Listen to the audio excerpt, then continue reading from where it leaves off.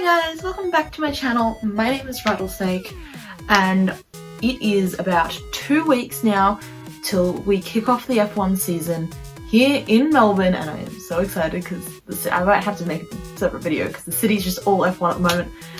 It's amazing, but because we are so close, I figured I'll get my handy dandy notebook and I am going to tell you all my predictions for this season.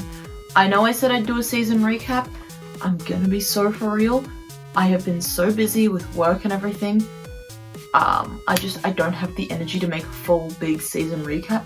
But I have got a short little one here. So for those of you who didn't watch the 2025 season, here are some things you missed and here are some very obvious stuff. Lando won the World Drivers' Championship when it came to a three-way battle, somewhat three-way battle, down in Abu Dhabi, so it came down to the last race. He won the championship over Max Verstappen, who came second, and over Oscar Piastri, who came third. We started off the season with a very, very wet Oz Grand Prix, and a huge hope that we would finally get an Aussie on the podium and a hopeful Aussie win. And it looked like we were going to get that until Oscar had a very big spin in the wet in the last third of the race, managing to pull his way up to 7th, I believe. I checked the standings yesterday, but I can't really remember, so I might correct myself. Obviously, with the World Drivers' Championship, we had the huge comeback from Max Verstappen from 104 points at the end of the summer break to 2 points at the last race. It was incredible and arguably one of his best seasons. We had a few rookie podiums. We had Kimi Antonelli podiuming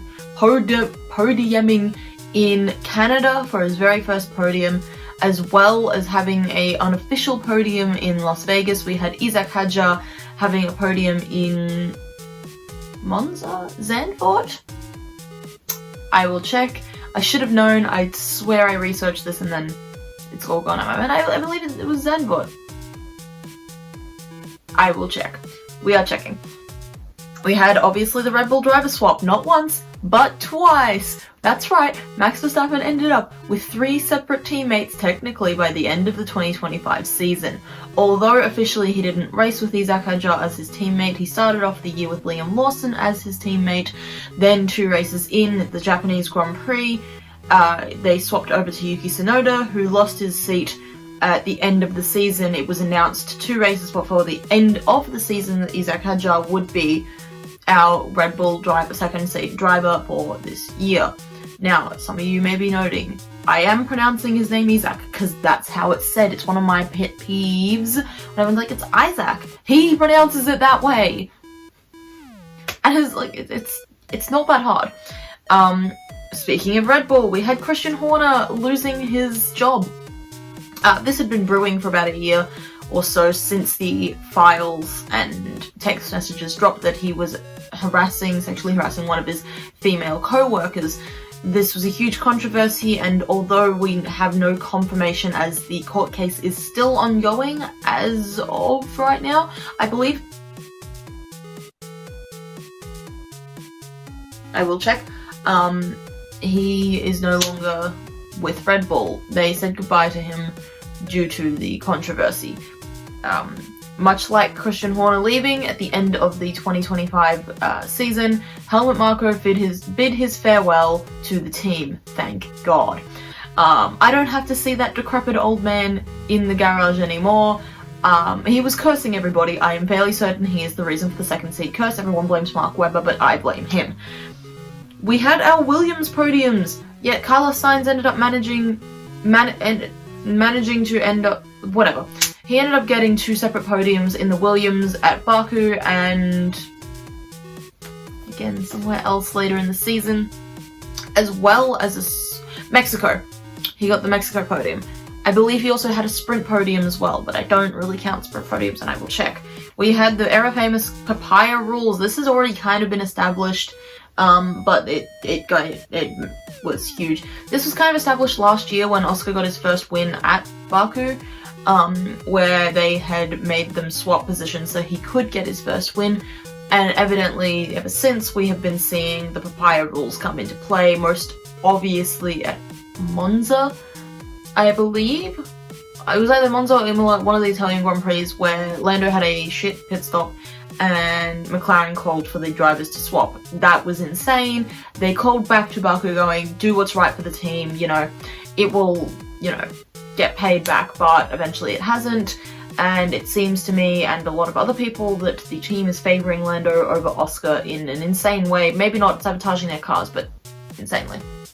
Ferrari just sucking in general. Yeah, it was a Ferrari year, whatever. And finally, we had our Nico Hülkenberg podium. Yeah, for the first time in 15 years in his sport, he finally managed to get 3rd place at Silverstone. It was amazing, and he should have been celebrated more for loss. That was all of the notable things in the season. Obviously, there are a lot more notable things like Lando being booed at the Mexico Grand Prix, you know, Liam Lawson almost hitting those people by accident at the same Grand Prix, I believe. The Kimi Antonelli situation, all of these I have covered in previous videos, so if you want to check them out, I've been basically covering every race since the summer break. They're on my channel. Now, onto my predictions for this year. Starting off, like, the big one, who's going to win the World Drivers and who's going to win the Constructors? I believe Mercedes and Red Bull are in contention for both of them, but I do not believe either team will take both. Either Mercedes will win World Drivers' Championship with probably George Russell, because I do not see Kimi Antonelli being in the fight this year, and Red Bull win Constructors, or Red Bull will win the World Drivers with Max, and Mercedes will win Constructors. I think that's the more likely situation, as I don't believe George Russell.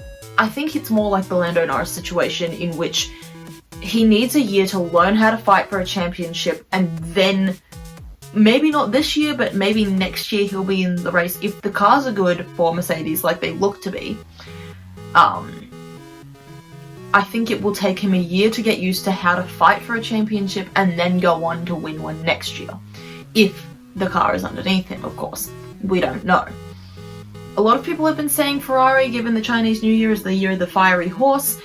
That could be it. I mean, they said that the Ferrari looks good in testing as well. They haven't had any problems, which is more concerning because, as a customer at work said, testing is where you want the problems, not on track. Who's to say that they will win? I don't know. But I just don't feel it, guys. I don't think Ferrari has it in them at the moment.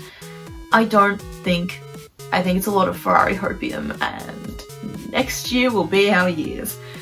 I think it's possible that they could have a car underneath them to go on to win a lot of races, but it's not. I don't see them getting a championship this year. But hey, if Charles Leclerc manages to win in a Ferrari, ooh baby, ooh, I think everyone would be happy. Now, moving on to other season predictions. Oz Grand Prix, it's coming up. Like I said, I'm not going to curse him and say he's going to win the whole thing. I just want to see him on the podium. I think it's possible this year, guys. Come on. I will look at the weather because I live here. I know how insane our weather can get. It was so hot out yesterday and then storming. You know, like one day it can be really hot, the next pissing down with rain. It wouldn't even look like it had been storming yesterday. So, I believe he can be on podium. I want him to win. I want him to be on podium. I would love to hear the Australian National Anthem, despite my gripes with it, being played for all of Melbourne to hear. We need it. We want it, and we want a Melbourne boy to win. But I believe in the podium. I think another 2025 rookie will get a different podium. Obviously, we had our Kimi Antonelli, Isaac Hadjar podiums. I think the next one will probably be Ollie Behrman, as I'm not sure about the Audi car yet. If Haas is good, I believe that Ollie can get one. I want it to be Gabriel Bortoleto, but I don't think that Audi's project has fully come to fruition. I think it's next year that they are looking for. Speaking of next year's Williams, what are you guys doing? You said it was this year and then not putting out a car for the Barcelona shakedown, and then not having the best time in testing from what I can glean. I didn't watch it, so I might have to go and watch testing. Like I said, I've been busy. I think that we will also have a surprise retirement, not from a race, but I mean literally retiring from the whole sport. Obviously, retirement's been the word of the week this week, with the whole Max threatening to retire over the cars again, and Lando going, well, retire then if you don't like it, we get paid so much money. it was stupid, it was PR, I don't, like, things that come out of that man's mouth sometimes blow me away, but I think it was a PR response, so I don't know. George's was, not sure about Lando's. Another surprise will be a surprise win, like, I, can hope that Fernando finally breaks his longest streak of never having a win. I think it's objectively one of the funniest things he could have possibly owned. Like, the man has, 3 championships, and he has this record that cannot be broken at the moment, the longest streak without a win. I don't know, I think it's funny. But I think a surprise win from someone like Fernando Alonso or Lewis Hamilton, or hell, even one of the 2025 rookies or the 2026 rookie, if Arvid Lindblad could win in a V-Carb, oh baby, ooh, well, that would be so good. Yeah, I think that Disney's announcement from last year had to be pushed back. I don't think their only collaboration was the Las Vegas Grand Prix. Come on, guys. They had their stuff plastered around. They wouldn't spend that much money just to do some stuff with Mickey and the Fountains. I believe what they're actually going to announce is Test Track being reskinned as a Formula 1 ride. Those of you who aren't tapped into Disney knowledge, Test Track is a ride in Epcot that has been, thrown around. It's not the most popular thing anymore. I believe it used to be a Cadillac or Chevrolet. It was a car racing themed thing. I'm not even sure if it's any open anymore. I don't know, but I feel like they're reskinning that. Or it's also possible Rock and Roller Coaster featuring Aerosmith is going to be reskinned as a Formula 1 ride. With the popularity of Tron Legacy, or no, Tron Light Cycle, I believe it's called, I think they are going to do it.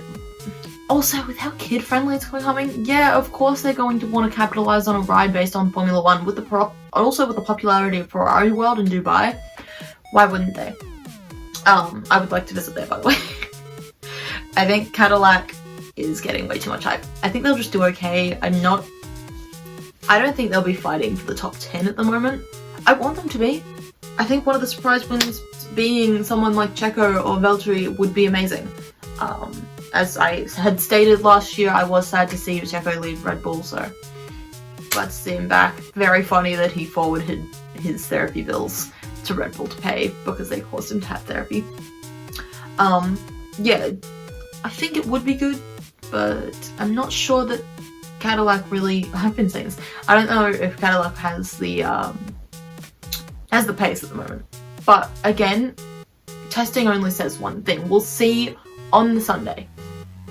We will see when Melbourne actually goes down. More death threats. We saw this last year with the whole Kimi Antonelli thing. Although it's been happening for a little bit now because of the internet. And even the whole Kimi Antonelli situation wasn't the first time I saw the death threats. I did see people posting about Lando Norris going into barriers at, I don't know, Monaco, Imola. They were basically saying, oh, I want this to happen again. I saw someone, no, it was before Japan. I saw someone basically using the clip from Jules's crash at Suzuka. If you don't know Jules Bianchi, I might make a separate video about him as well and his legacy and why, the halo exists. But I was saying, seeing people say, oh, I want this to happen to Lando. The crash that killed someone? No. I might not like him, but Jesus Christ, don't start saying that you want a driver to die. That's insane. Sending death threats to people isn't okay, and it never has been. I can't believe I have to restate this, but I feel like it's going to happen again. Yeah, a random driver swap. I keep saying these words random. I'm not sure if it'll be Red Bull. I hope it's not Red Bull. I think that Isaac could do very well at the Red Bull, in the Red Bull car, even though, yes, I know he crashed it in testing. Yes, I'm fully aware, or Barcelona shakedown was one of the two. They're the same thing, really. I know, I'm aware. I don't actually think it'll be them. I think it's more likely to be Alpine again. Because if you don't remember, and I can't believe I didn't put this in my recap, Jack Doohan got fired after 5 races with Alpine, and Franco Colapinto got put in that seat. I would not be surprised. I mean, I don't want Paul Aaron racing for Alpine. If you can get out of there, I would. I mean, I know it's an F1 seat, but come on. I don't want to see him suffer in Alpine, come on, please get a good team. I think he could do so well. But I think the one team will just go, yeah, chuck them in. You know, I think it could be fun. Zhao Guanyu, just chuck him in there. See what happens, you know. Maybe Lewis is out for a week and they just put him in. Maybe Charles is out for a week. I'm not wishing death upon Lewis, I'm sad to see him in Ferrari. I genuinely am. That man, it depresses me. More speaking of Lewis Hamilton, more Mercedes law. I swear every time we have a white race and Nico Rosberg is commentating, we get Mercedes law. There's a red flag. Oh yeah, here's something that Lewis and I used to do. New photo of him dropped. Oh, I'm so sad. Like, it's to the point of ridiculousness at this point. But yeah, I think we'll get some more random Mercedes law at some point or another. Yeah, MBS, I think that he will be ousted as, I'm hoping, he's ousted as the FIA president. There was rumours of it last year since the swearing ban and everything been going on. I don't want to be one of the people that stereotypes.